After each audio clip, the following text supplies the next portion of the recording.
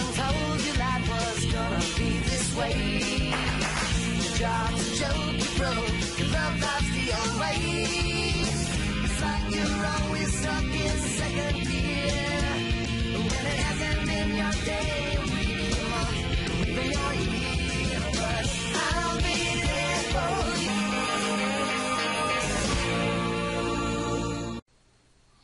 Orale way! Today we're talking about my two favorite things, women and education, in the context of the Mexican Revolution, of course. But to talk about this, we gotta first review Cardenismo.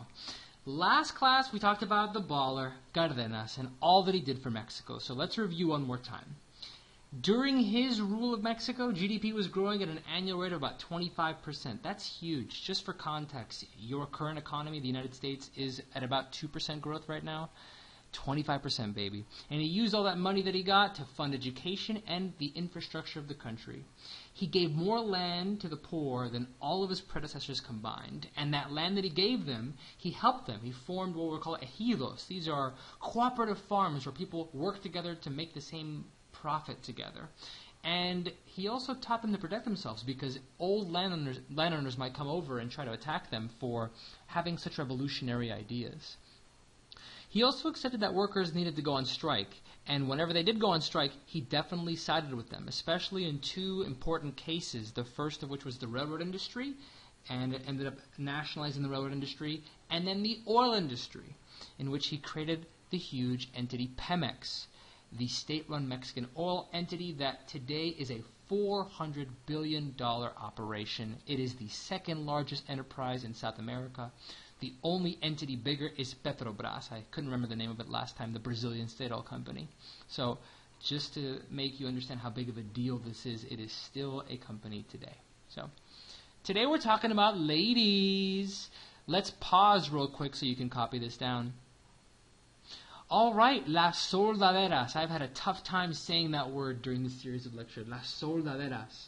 So these are the women that fought alongside their men during that horrible revolution in which 1 million Mexicans lost their lives. So we're kind of going back during the 1910, 1915 era.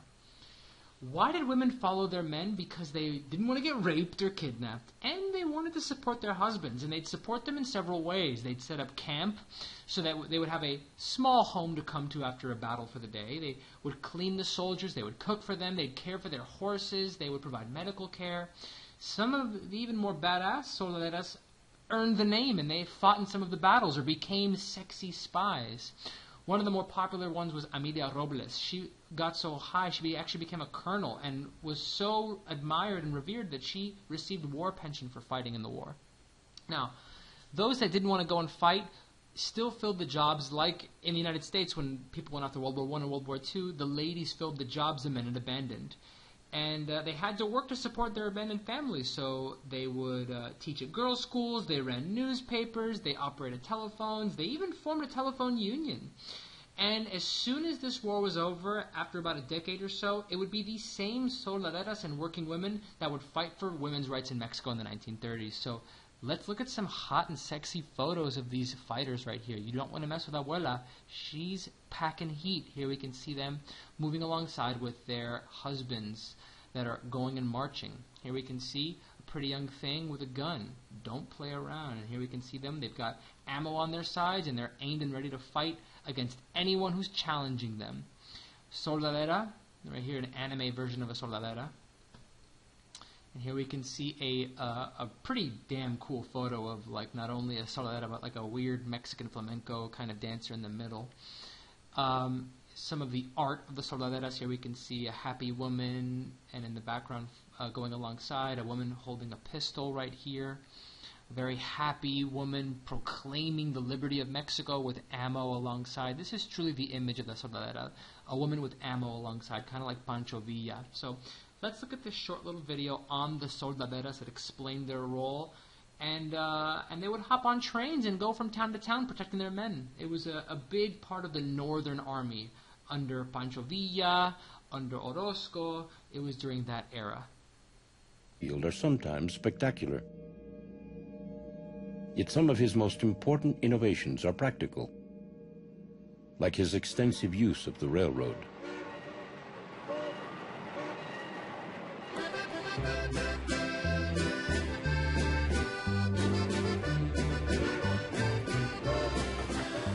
For the Villistas, the railroads were decisive because they allowed the soldiers to rapidly go from one area to another.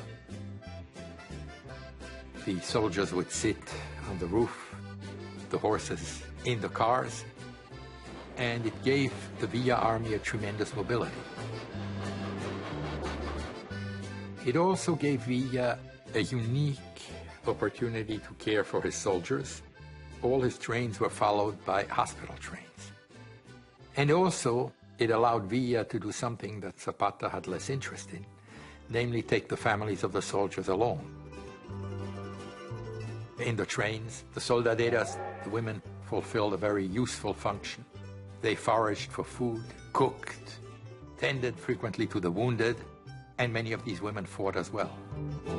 Valentina, Valentina, yo te quisiera decir. Las mujeres iban arriba en el techo con los hombres mojándose. Yo creo que sin las soldaderas, sin las mujeres en la Revolución Mexicana, simplemente no hay revolución, porque los soldados se hubieran desertado, regresaban a su casa a dormir en su cama con su mujer. Que me maten de una vez. Pretty hot, right? I know. Let's go to a more boring topic of what you're doing right now, educating yourself. But let's pause first. So we're going to split up this series, these last two slides, on pre-Cardenas education and during Cardenas education policy. Because pre-Cardenas, plenty was done, but also Cardenas did a hell of a lot for the people, for the Mexican people when it comes to education. So just to give you an understanding of how it was before Obregon and things calmed down during the revolution, illiteracy, the inability to read, was at about 80%. When Obregon took over, and this is a bit of a review, we already know this name before. Remember Jose Vasconcelos? He's the guy that eventually, one of his supporters shot one of the people before, and he had to leave the country. But when he was the education minister, he was the first one to really build tons of schools and libraries in the country. And he was really focused on the rural indigenous populations. He wanted to teach them the basics: farming, writing, classic literature like Homer and Cervantes, Don Quixote de la Mancha. He taught them hygiene, how to take care of yourself, the Spanish language. Remember, these people spoke, old school Aztec, Mayan languages, a bit on Mexican history and geography, so they knew where they were. And he built 2,000 libraries. That was Vasconcelos' legacy under Obregon. Then, when Calles came into power, and remember that Plutarco Calles under the PNR, he ruled for about 7 to 8 years. There were pretty much two education ministers that were leading the way when he was in charge. The first of which was Jose Casaurang. I can't pronounce that name. He was all about practical experience. In the schools, he emphasized that they have gardens and orchards and animals, and learn animal husbandry and learn new farming techniques so that people could feed themselves and gain a purpose. And he went just beyond hygiene and geography. He wanted music and art and anatomy to be taught in the school system. And during Jose's reign, schools would actually become the heart of each little town and village in Mexico. Then in 1928, after the Cristero Rebellion had shut down schools for 3 years, we had to wait till 1931 for Basols, Narciso Basols, to be the next education minister. He is the one that will emphasize science and technology to make the population of Mexico ready for the future. And he definitely improved teacher training, which would not be that popular because it would lead to also teacher assessment. Ask a teacher today at Gables if they love being assessed by the administration, and I'm sure that they will be quite frank with you. He also had to resign after trying to implement sex education, something that is very normal today, but in the 1930s, kind of taboo. All right, so a big difference between Corazang and Basols, but both had great ideas. Both pretty much tried to make their country more practical. So, quick review. We've got, this is Vasconcelos, just the basics: hygiene, healthcare, and history, the 3 H's. Then Curasanc, he is the one that tried to emphasize practical experience, farming. Basals is the one that tried to emphasize both teacher training and science and technology, which is great on paper, but he became a little bit too radical, maybe too ahead of his time, implementing teacher accountability and sexual education. He eventually had to resign for those unpopular decisions. Here's a quick video on education and more of the cultural heritage of this era, kind of a preface to what's to come in the next and final lecture, next class, on the revolution. A principios de los años 20 se empieza a dar en México una verdadera revolución cultural. Ha terminado la revolución armada, pero ha dejado una estela de fuerzas y ha desencadenado una serie de energías que los intelectuales de la época van a asimilar.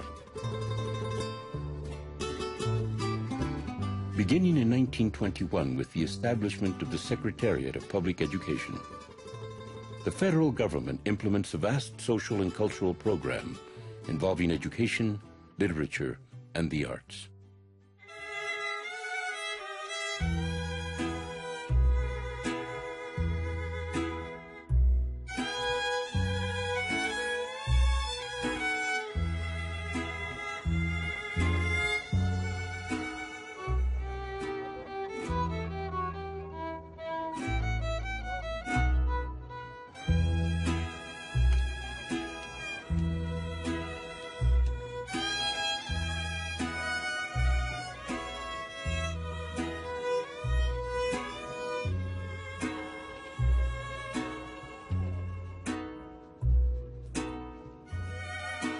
Bueno, sí, evidentemente los artistas están viviendo una nueva realidad. Un movimiento social, un movimiento revolucionario, no se queda meramente en el pincel y no se queda meramente en la tela, o sea, va más allá. Entonces van a tratar de ver también una realidad diferente.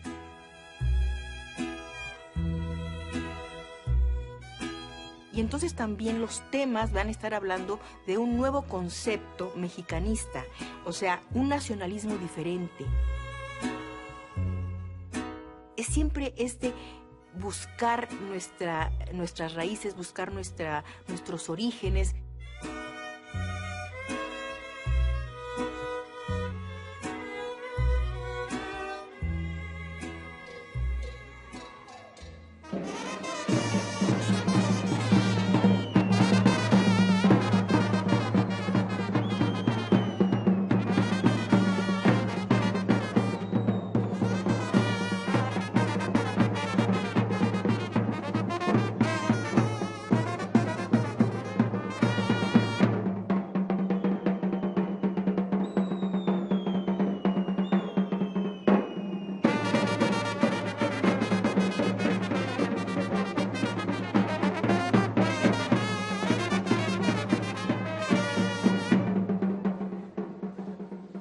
This search for a new Mexican identity is reflected in the All right, so last slide for today. Let me just pause. All right, so here's the second half of the education piece. This is what happened under Cardenas. And his education minister was a man named Gonzalo Vázquez Vela. And for 6 years, this guy did a hell of a lot. He built 4,000 schools. The government was completely in charge of teacher training. He emphasized things like science, secular nationalist concepts, ideas like Pancho Villa and Zapata became the norm. It's why you're learning this right now. They taught socialist ideas, not like Marxist communist ideas, just socialist ones. Teachers were actually encouraged to teach sex ed and hygiene. This is amazing. He introduced vaccination programs, anti-alcohol campaigns. When you think of Mexico, you might think of things like tequila, mezcal, and Corona. There's a reason why alcohol abuse is a big problem in Mexico, and these are the first people to really try to curb that. And the vaccination programs would obviously lead to a huge increase in life expectancy. Student enrollment was up 50%. Under Cardenas, they spent 15% of their budget on education. This is enormous. They even improved relationship with the Catholic Church, which was definitely damaged in the world of education. And he made major strides in trying to assimilate the indigenous people, the Mayan, the Aztec heritage people, so they could become more productive for their country, for their nation, and not be looked down upon as second-class citizens. As an aside, hopefully we've covered the Spanish Civil War by this point, and if not, this will make sense soon. During the Spanish Civil War, the Republicans will lose against the fascists, and they will go all over the world, mostly people from the southeast of Spain, from Barcelona. And under Cardenas, they'll take 40,000 of those Republicans in, and they will create a very popular college today in Mexico called the Colegio de Mexico. It's pretty big deal. It's like it was created with the Spanish professors. Pretty interesting how that meld of history, how it happened there. So a quick review what he did. He created secular education, sex ed, vaccination programs. He was against alcohol, the education. He tried to assimilate the indigenous population. More people went to school. But the most important thing of all is that there was money to support this effort for education. It's a huge deal. We could learn a thing or two from this guy. All right. One more lecture, and then we're going to be done. That'll be next time on the arts, literature, and music of the Revolution.